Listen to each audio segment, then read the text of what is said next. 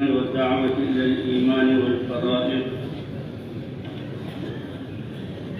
وأخرج الحاكم عن علقمة بن الحارث رضي الله عنه يقول: قدمت على رسول الله صلى الله عليه وسلم وأنا سابع 7 من قومي، فسلمنا على رسول الله صلى الله عليه وسلم فرد علينا فكلمناه فأعجبه كلامنا وقال: ما أنتم؟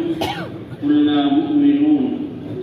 قال: لكل قول حقيقة، فما حقيقة إيمانكم؟ قلنا: 15 خصلة، 5 أمرتنا بها، و5 أمرتنا بها رسلك، و5 تخلقنا بها في الجاهلية ونحن عليها إلى الآن، إلا أن تنهانا يا رسول الله. قال: وما ال5 التي أمرتكم بها؟ قلنا: أمرتنا أن نؤمن بالله وملائكته وكتبه ورسله والقدر خيره وشره. قال: وما ال5 التي أمرتكم بها رسلي؟ قلنا: أمرتنا رسلك أن نشهد أن لا إله إلا الله وحده لا شريك له وأنك عبده ورسوله، ونقيم الصلاة المكتوبة ونؤدي الزكاة المفروضة ونصوم شهر رمضان ونحج البيت إن استطعنا إليه السبيل. قال: وما الخصال التي تخلقتم بها في الجاهلية؟ قلنا: الشكر عند الرخاء، والصبر عند البلاء، والصدق في مواطن اللقاء، والرضا بمر القضاء، وترك الشماتة بالمصيبة إذا حلت بالأعداء. فقال رسول الله صلى الله عليه وسلم: فقهاء أدباء كادوا أن يكونوا أنبياء من خصال ما أشرفها. وتبسم إلينا رسول الله صلى الله عليه وسلم ثم قال: وأنا أوصيكم ب5 خصال ليكمل الله لكم خصال الخير: لا تجمعوا ما لا تأكلون، ولا تبنوا ما لا تسكنون، ولا تنافسوا فيما غدا عنه تزولون، واتقوا الله الذي إليه تحشرون وعليه تقدمون، وارغبوا فيما إليه تصيرون وفيه تخلدون. كذا في الكنز. وعن سويد بن الحارث رضي الله عنه قال: وفدت على رسول الله صلى الله عليه وسلم 7 من قومي، فلما دخلنا عليه وكلمناه فأعجبه ما رأى من سمتنا وزينا، فقال: ما أنتم؟ قلنا: مؤمنين. فتبسم رسول الله صلى الله عليه وسلم فقال: إن لكل قول حقيقة، فما حقيقة قولكم وإيمانكم؟ قال سويد: فقلنا: 15 خصلة، 5 منها أمرتنا رسلك أن نؤمن بالله، و5 منها أمرتنا رسلك أن نعمل بها، و5 منها تخلقنا بها في الجاهلية فنحن عليها إلا أن تكره منها شيئا، فذكر بمعناه. یہ قصہ ہے وفود کا حضور صلی اللہ علیہ وسلم کی خدمت میں حاضر ہونا اور آپ کا ان کو دعوت دینا۔ علقمہ ابن حارث رضی اللہ تعالی عنہ فرماتے ہیں کہ میں حضور صلی اللہ علیہ وسلم کے خدمت میں حاضر ہوا اور میں اپنی قوم کے 7 آدمیوں میں سے 7واں تھا، یعنی 7 کا وفد آیا۔ ہم سب نے اللہ کے رسول صلی اللہ علیہ وسلم کو سلام کیا، آپ نے ہمیں سلام کا جواب دیا۔ پھر ہم نے حضور صلی اللہ علیہ وسلم سے بات کی، آپ کو ہمارا طرز کلام بہت پسند آیا، اور پھر آپ نے فرمایا: تم کون ہو؟ ہم نے عرض کیا کہ ہم ایمان لانے والے لوگ ہیں۔ آپ نے فرمایا کہ ہر قول کی ایک حقیقت ہوتی ہے، تمہارے اس دعوے کی دلیل کیا ہے؟ ہم نے عرض کیا کہ 15 خصلتیں ہیں ہم میں، 5 کا تو آپ نے ہمیں حکم دیا، اور 5 خصلتیں وہ ہیں کہ آپ کے نمائندوں نے اس کا ہمیں حکم دیا، اور 5 خصلتیں ایسی ہیں کہ ہم جاہلیت کے دور سے ان خصلتوں پر قائم ہیں اور ابھی تک انہی پر ہیں، مگر یہ کہ آپ ہمیں اے اللہ کے رسول منع کر دیں تو ہم ان خصلتوں کو چھوڑ دیں گے۔ یہ ہے اطاعت۔ آپ نے فرمایا اچھا بتاؤ وہ 5 خصلتیں کون سی ہیں جس کا میں نے تمہیں حکم دیا؟ ہم سب نے عرض کیا کہ آپ نے ہمیں یہ حکم دیا تھا کہ ہم اللہ پر ایمان لائیں اور اللہ کے فرشتوں پر اور اس اللہ کی کتابوں پر اور اللہ کے رسولوں پر اور اللہ کی تقدیر پر، وہ اچھی یا بری، یہ اللہ کی طرف سے ہے۔ تو یہ ایمان کی بنیاد۔ فرمایا وہ 5 باتیں کون سی ہیں کہ میرے نمائندوں نے تمہیں ان کا حکم کیا۔ ہم نے عرض کیا کہ آپ کے نمائندوں نے ہمیں اس بات کا حکم دیا کہ ہم اس بات کی گواہی دیں کہ اللہ کے علاوہ کوئی عبادت کے لائق نہیں، وہ اکیلا ہے، اس کا کوئی شریک نہیں، اور اس بات کی گواہی دیں کہ آپ اللہ کے بندے اور اللہ کے رسول ہیں، اور ہم نمازوں کو، فرض نمازوں کو قائم کریں اور فرض زکاتوں کو ادا کریں، رمضان کے مہینے میں روزے رکھیں، اور ہم بیت اللہ کا حج کریں اگر اس کی طرف راستے کی ہمیں طاقت ہو۔ حضور صلی اللہ علیہ وسلم نے فرمایا پھر وہ کون سی خصلتیں ہیں کہ جاہلیت کے دور سے تم ان خصلتوں کے ساتھ موصوف ہو کر چلے آ رہے ہو؟ ہم نے عرض کیا کہ خوشحالی کے وقت اللہ کا شکر کرنا، آزمائش اور تنگی کے وقت صبر کرنا، اور میدان جنگ میں دشمن کے سامنے پختگی سے جمنا، اور اللہ کی جو تقدیر ہے چاہے وہ کڑوی ہو اس پر راضی رہنا، اور دشمن پر جب مصیبت آ جائے تو خوش نہ ہونا۔ حضور صلی اللہ علیہ وسلم نے فرمایا واہ، یہ کیسے لوگ ہیں، فقہاء، دین کے بڑے سمجھدار، ادباء اور بہترین سلیقوں اور آداب والے۔ یہ تو خصلتیں اور آداب ان کی ایسی ہے کہ ان خصلتوں کی وجہ سے یہ انبیاء، گویا کہ یہ انبیاء ہیں، یعنی انبیاء کے مشابہ ہیں۔ کیا ہی شرافت والی خصلتیں ہیں جن کا انہوں نے ذکر کیا۔ اور حضور صلی اللہ علیہ وسلم ہمیں دیکھ کر مسکرانے لگے، پھر فرمایا میں بھی تمہیں 5 خصلتوں کا حکم کرتا ہوں تاکہ اللہ سارے خیر کی خصلتیں تم میں کامل فرما دے، تو ان کو بھی ملا لو۔ جو نہیں کھا سکتے اس کو جمع مت کرو، جہاں جس مکان میں جن کی جگہوں پر رہنا نہیں اس کو بناؤ مت، اور کل جو چیزیں تم سے ٹل جانے والی ہیں ان میں مقابلہ، ایک دوسرے سے مقابلہ نہ کرو، اور اللہ کا تقوی اختیار کرو جس کی طرف تمہیں جمع کیا جائے گا اور اس کے سامنے تم پیش ہوگے، اور اسی آخرت کی طرف اپنے دل کا میلان اور رغبت رکھو جس کی طرف تم نے لوٹ کر جانا ہے اور وہاں ہمیشہ رہو گے۔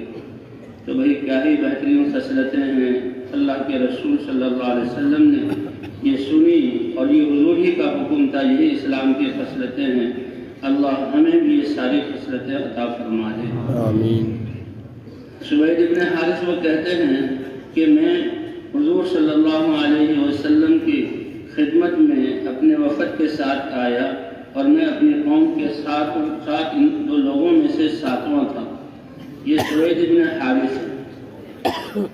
اور جب ہم حضور کے پاس آئے اور ہم نے حضور سے بات کی تو آپ نے ہماری خاموشی اور سلیقے سے گفتگو کرنا اور ہیئت کا اچھی ہونا آپ کو بہت اچھا لگا، اور آپ صلی اللہ علیہ وسلم سے خوش ہوئے اور سوال کیا تم کون ہو؟ ہم نے کہا کہ ہم ایمان والے ہیں۔ حضور صلی اللہ علیہ وسلم مسکرائے اور فرمایا کہ ہر دعوے کی دلیل ہوتی ہے، تمہارے اس دعوے کی اور ایمان کی حقیقت اور دلیل کیا ہے؟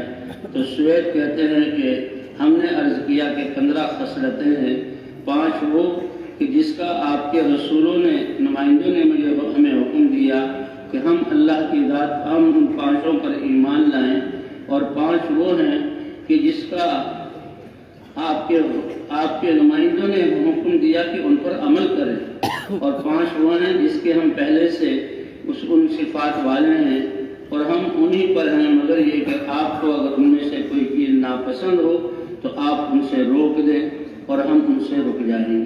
تو بھئی یہ ہے طاعت اور یہی حقیقی اتباع جو ان صحابہ کرام میں تھی۔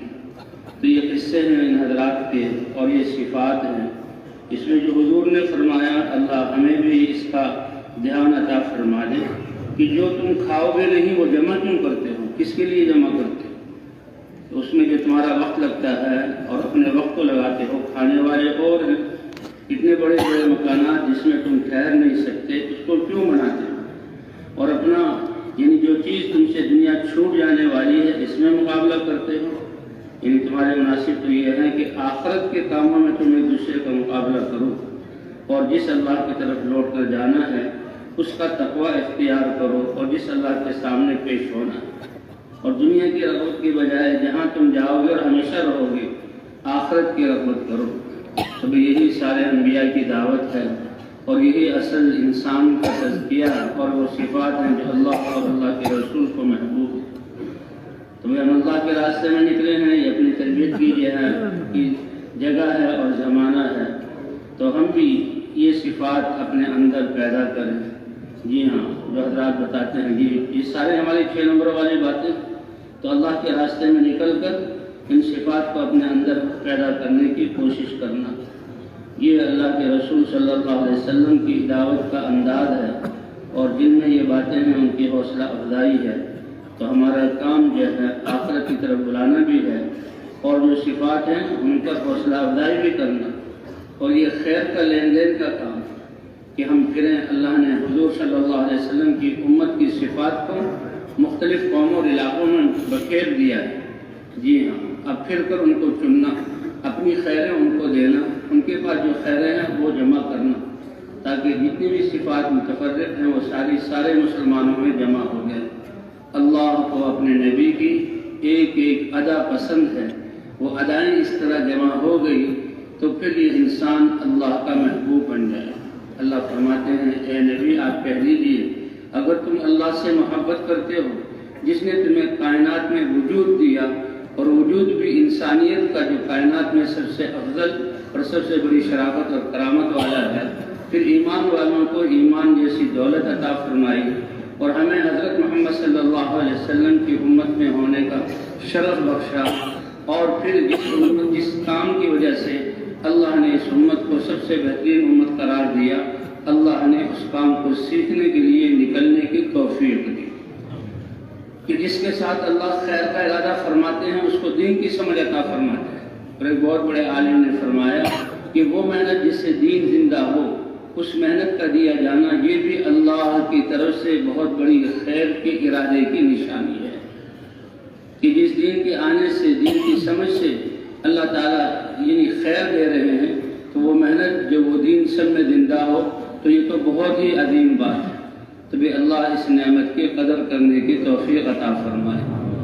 اس کے لیے تو انبیاء کی زندگی لگی، حضرت محمد صلی اللہ علیہ وسلم کے 23 مبارک سال دن اور رات ایسے مجاہدوں اور قربانیوں سے لگے۔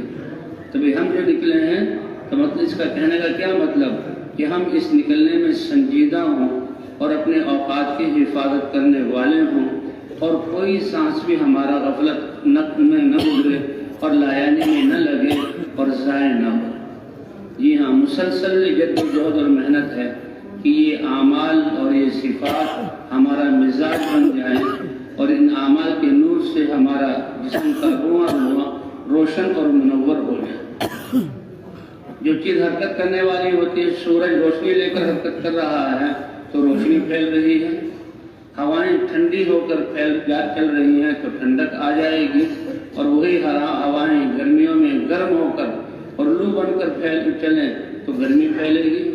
تو اسی طرح انسان کا صفات کو لے کر چلنا یہ بہت اہم ہے۔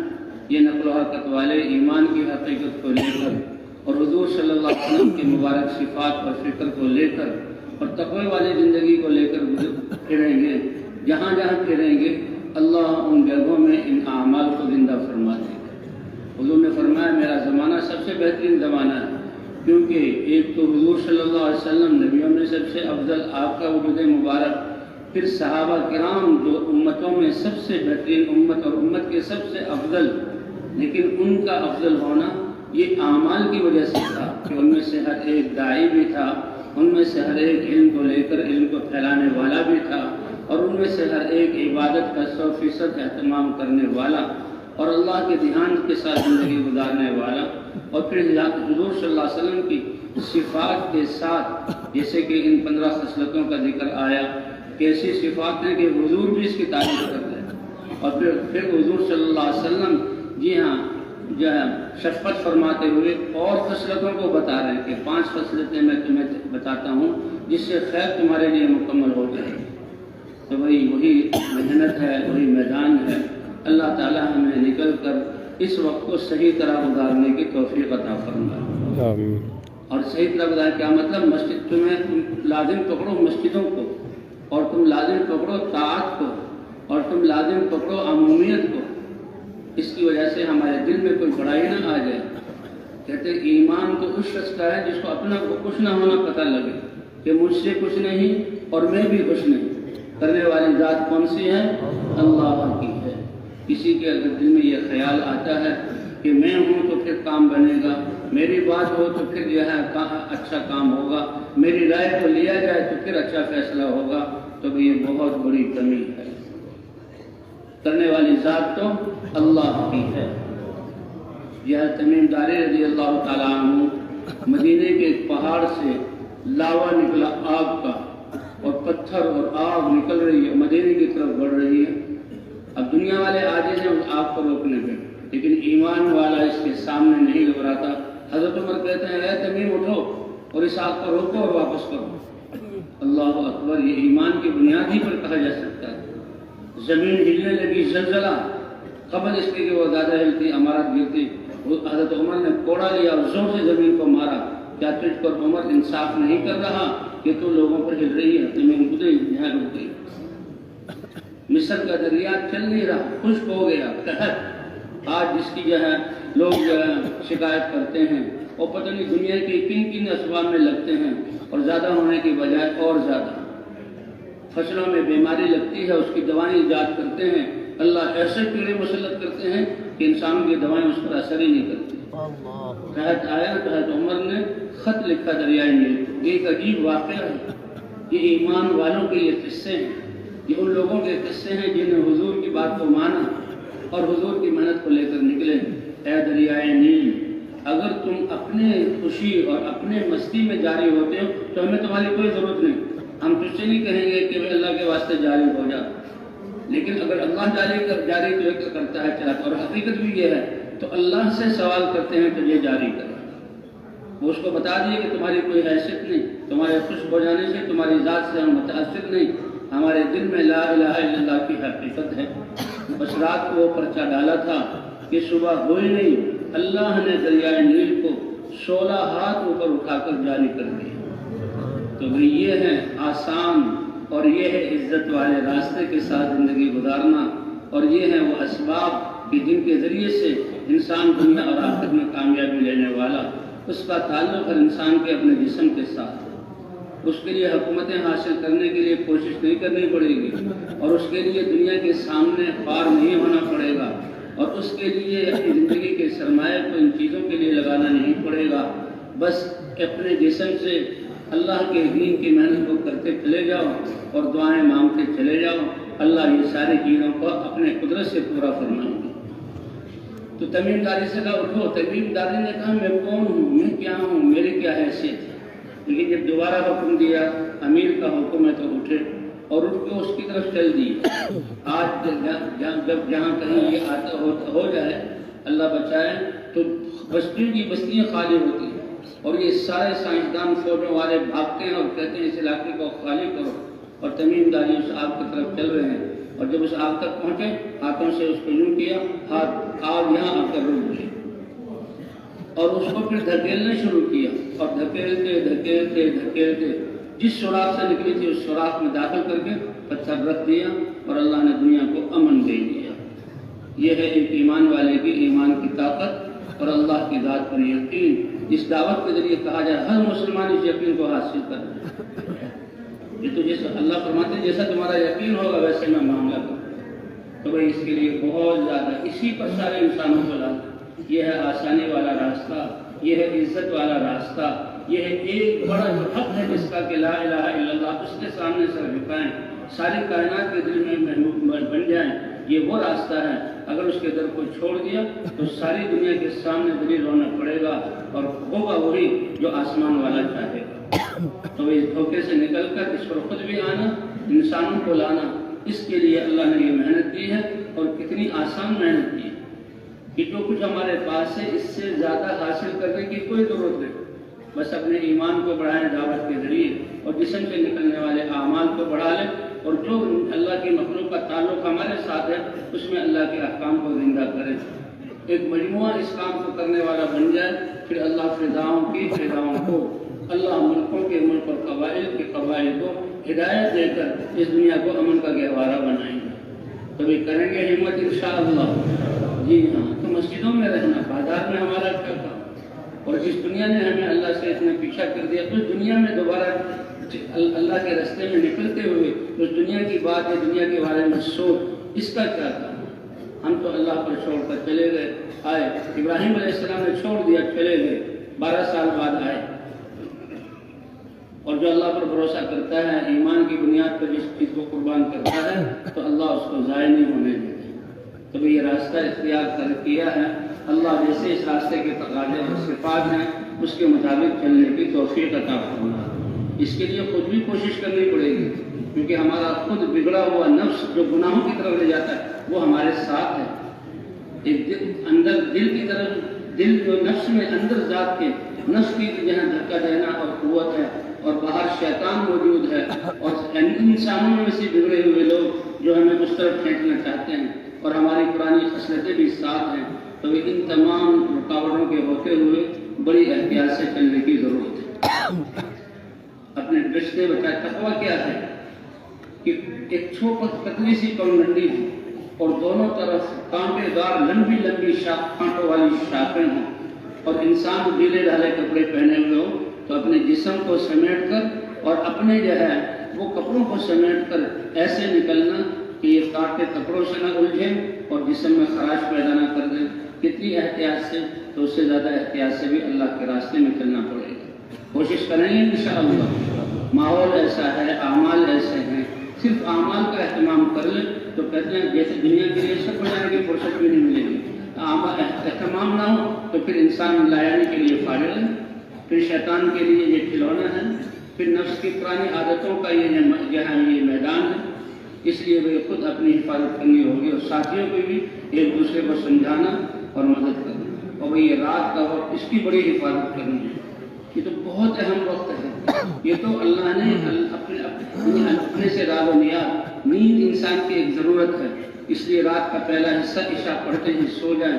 جس کو جتنے دن وقت جو 3 گھنٹے 4 گھنٹے 5 گھنٹے سے زیادہ تو رات کو سونا ٹھیک ہی نہیں ہے، چلو 6 گھنٹے سو گئے، اور اب راتیں بہت بڑی ہیں، 3-4 گھنٹے تو بھائی اللہ کے جیسے لوگوں میں بات 8-9 گھنٹے بھوک یہ لگائے، اور جو ہے انسانوں میں رہے 3-4 گھنٹے تو اللہ کو دے دیں۔ ایسا کہ تہجد ہمارے راتوں کو اٹھنا، اللہ سے بات چیت کرنا ہمارے لیے جو ہے بڑی الفت اور محبت کی چیز بن گئی۔ یہ کب ہوگا؟ جب اس کا اہتمام کریں گے، ورنہ انسان جب نماز کو بوجھل سمجھ کر ایسے ہی زندگی گزار دے، تو وہ کوشش کریں گے نا انشاءاللہ۔ اب فارغ ہیں اس کے لیے تو دن بھی ہمارے محفوظ اور راتیں بھی محفوظ، خود بھی ان اعمال پر آنا، لوگوں کو بھی ان اعمال پر لانا، ہر مسجد میں ان اعمال والے کرنے والی جماعت کا بنانا، اور گھروں تک ان اعمال کو پہنچانا کہ ساری مسجدیں بیت اللہ کے ساتھ تعلق ہے، بیت اللہ کی بیٹیاں کہا جاتا ہے، اور سارے مسلمانوں کا تعلق مسجدوں کے ساتھ، اور سارے گھروں کا مسجد والے اعمال کے ساتھ، مسجدوں کے ساتھ جب تعلق ہوتے ہوتے بیت اللہ تک پہنچے گا، پھر دنیا کی کوئی طاقت بھی ان کے گھروں ان کے علاقوں میں نقصان پہنچانا چاہے گی، اللہ حفاظت کریں گے، جسے بیت اللہ کی اللہ نے اپنے امر سے حفاظت کی۔ یہ دین ضمانت دیتا ہے، جیسے کہ لا الہ الا اللہ پڑھ لیا تو اس نے اپنے خون کو محفوظ کر لیا۔ جو دعوت والے کام میں لگ گیا، اللہ کے دین کی مدد، اللہ کا وعدہ ہے میں مدد کروں گا، اور جس کی میں مدد کروں اس کا کوئی کام بگاڑ نہیں سکتا، اور اس کو کوئی تکلیف نہیں پہنچا سکتا۔ تو جس اللہ نے نکلنے کی توفیق دی، وہی اللہ اپنی منشا کے مطابق اور حضور کے طریقے کے مطابق آپ کی فکر کے ساتھ اس وقت کو گزارنے کی توفیق عطا فرمائے۔ تو بھئی کوشش تو کریں گے نا انشاءاللہ، اور دعاؤں کا اہتمام بھی کریں گے۔ اللہ قبول فرمائے۔ سبحانك اللهم وبحمدك نشهد أن لا إله إلا أنت نستغفرك ونتوب إليك. اللهم حبب إلينا الإيمان وزينه في قلوبنا وكره إلينا الكفر والفسوق والعصيان واجعلنا من الراشدين. اللهم اهدنا واهد بنا واجعلنا سببا لمن اهتدى يا رب العالمين. اللهم إنك عفو كريم تحب العفو فاعف عنا. ربنا اغفر لنا ولوالدينا ولجميع المؤمنين والمؤمنات والمسلمين والمسلمات الأحياء منهم والأموات إنك سميع مجيب الدعوات. صلى الله على النبي الكريم وعلى آله وصحبه أجمعين برحمتك يا أرحم الراحمين.